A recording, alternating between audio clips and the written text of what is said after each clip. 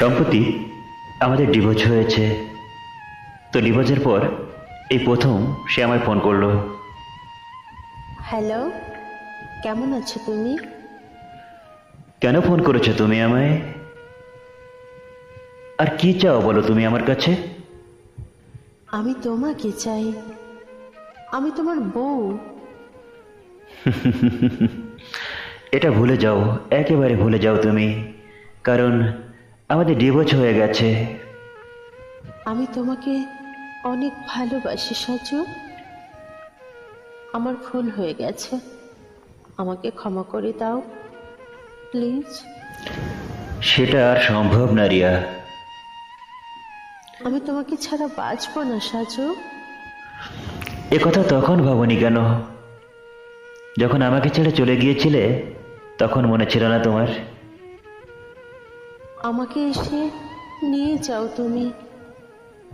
আমি তোমাকে ছেড়ে থাকতে পারবো না।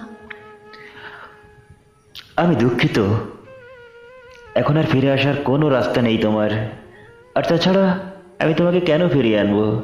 আমি এখন বিবাহিত। না, মিথ্যে বলছো তুমি। আমি জানি এখনো তুমি বিয়ে করনি। রিয়া প্লিজ, তুমি আর আমায় ফোন করো না কখনো। তোমাকে হারিয়ে অনেক ভালো আছি, আমি অনেক সুখে আছি। কিন্তু সাজু, আমি ভালো নেই।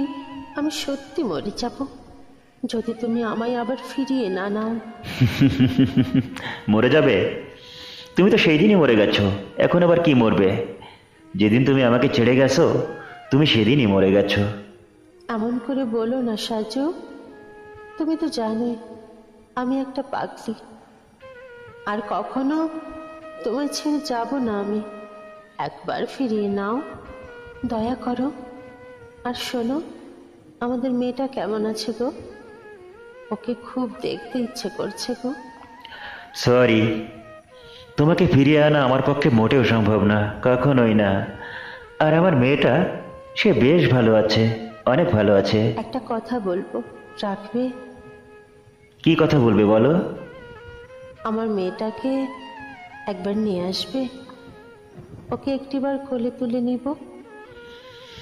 সরি রিয়া, এটা সম্ভব না, কারণ ওকে দেখার অধিকার তুমি অনেক আগেই হারিয়েছ।